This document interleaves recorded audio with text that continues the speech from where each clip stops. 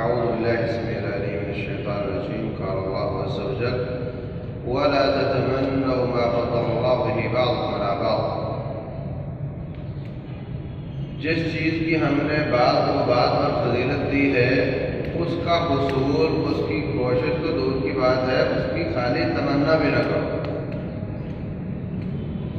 مردوں اور عورتوں کو اللہ تعالیٰ نے مختلف چیزوں میں خصوصیت عطا فرمائی ہے. بعض کام ایسے ہیں جو عورت ہی کر سکتی ہے، مرد نہیں کر سکتے، اس میں مرد عاجز ہے.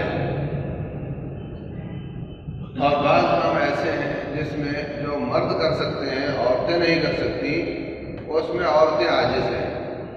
بنانے والے نے ان کو اسی حساب سے بنایا ہے. اور جب کوئی ان میں سے دوسرے کا کام کرنا شروع کرے گا تو اس کی پرفارمنس میں کافی واضح قسم کا فرق نظر آتا ہے. مرد ڈرائیور اور عورت ڈرائیور دونوں کی ڈرائیونگ میں آپ کو بڑا واضح فرق نظر آئے گا.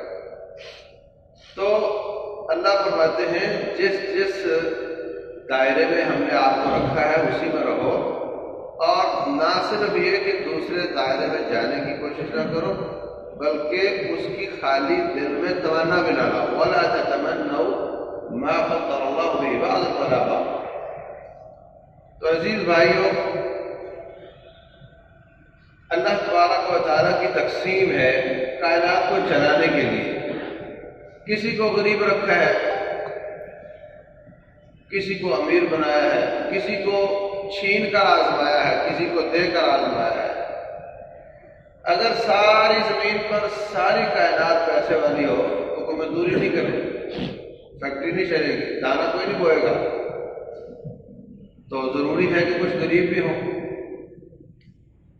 اسی طرح مرد اور عورت ان دونوں کا جوڑا بننے کے بعد کائنات چلتی ہے. تو اگر سب مرد ہوتے تو گزارا نہیں چلتا تھا، سب عورتیں ہوتی تو گزارا نہیں چلتا تھا.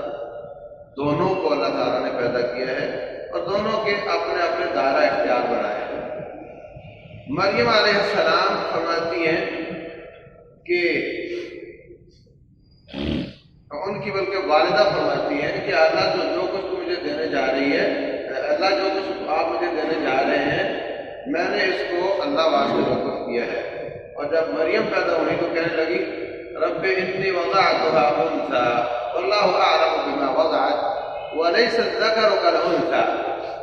یا اللہ یہ تو بچی پیدا ہوئی ہے اور آپ جانتے ہیں جو پیدا ہوا ہے، اور مذکر جو ہوتا ہے وہ مؤنث جیسا نہیں ہوتا.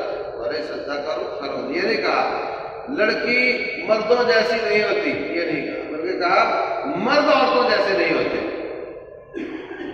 تو مختلف قسم کی ڈیوٹیاں، اگر آپ کو 3 دن کا بچہ دے دیا جائے کہ آپ سنبھالیں تو آپ بالکل اس میں فیل ہیں. اور اگر عورت کو کہا جائے تلوار پکڑ اور قتال کر تو اس میں وہ فیل ہو جائے گی. تو اس وقت جو کفر کی تحریک چل رہی ہے وہ یہ کہ میرا جسم میری مرضی کے نام پر اور مختلف ناموں کے نام پر. نہیں بھائی، مسلمان کی مرضی نہیں چلتی. دونوں جملے ہی غلط ہیں، نہ تیرا جسم نہ تیری مرضی. اللہ تبارک و تعالیٰ فرماتے ہیں ان اللہ اشتری من المؤمنین انفسهم واموالهم بان لهم الجنہ. اللہ نے مومنوں کے مال اور جان کا سودا کیا ہے کہ اس کے بدلے ان کو جنت ملے گی. اب اس کی جان اس کی نہیں، اس کا مال اس کا نہیں، اگر جنت اس کی ہے. اور اگر کسی سودے کی پیمنٹ روک لی جائے تو پھر مالک اپنی ڈلیوری روک لیتے ہیں. اگر آپ اپنا جسم کو اپنا سمجھو، اپنے مال کو اپنا سمجھو اور اس پر اپنی مرضی چلاؤ تو پھر اللہ تعالیٰ جنت کی ڈلیوری روک لے گا. یہ تو شرط پر ہے کہ آپ کی جان اور آپ کا مال اللہ کا اور اللہ کی جنت آپ کی. ان اللہ اشتری من المؤمنین انفسهم واموالهم بان لهم الجنہ. اگر آپ اپنے مال اور اپنی جان کو اپنا سمجھیں اور اس پر اپنی مرضی چلائیں تو پھر ایمان کے خلاف ہے، ایمان کی نفی ہے. کیونکہ ایمان والے کے ساتھ رب کا سودا ہے، کافر کے ساتھ سودا نہیں ہے. تو یہ جملہ کفر کا جملہ ہے اور لوگ اس کو مسلمانوں میں باہر سے جیسے پودا لا کر کے اس کی پنیری ڈال دی جاتی ہے، اس کو مسلمانوں میں گاڑنا چاہتے ہیں، مسلمانوں کو چوکنے ہو جانا چاہیے، ہوشیار ہو جانا چاہیے۔ یہ جملہ مسلمانوں کا جملہ نہیں، یہ جملہ ایمان کا جملہ نہیں، اسلام کا جملہ نہیں، یہ کفر کا جملہ ہے۔ اگر میری جان میری ہوتی تو خودکشی جائز ہوتی، اگر میری جان میری ہوتی تو جسم کے اعضاء بیچنا جائز ہوتا، بدکاری جائز ہوتی کہ میرا جسم ہے، میری عزت میں فروش، اس کو فروخت کروں، کسی کو کیا۔ لیکن نہیں، مسلمان کی جان مسلمان کی نہیں، اور نہ مسلمان کی اس پر مرضی چلتی ہے۔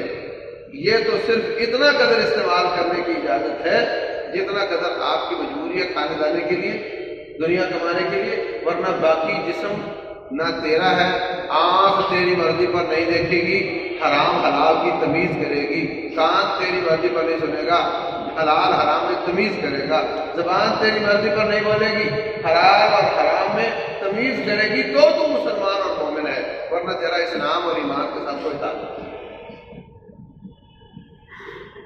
دراصل UN کے چارٹر میں بھی لکھا ہوا ہے، اور یہ سرمایہ دارانہ نظام نہیں بلکہ سرمایہ دارانہ دین کے 3 ستون ہیں۔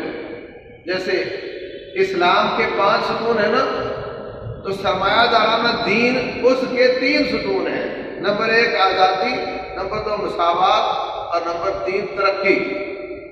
یہ 3 ستون ہیں اس کے۔ ترقی کا معنی کافروں سے سود پر پیسے لے کر اپنی سڑکیں اور پل اور میٹرو شیٹرو بناؤ، ترقی کرو۔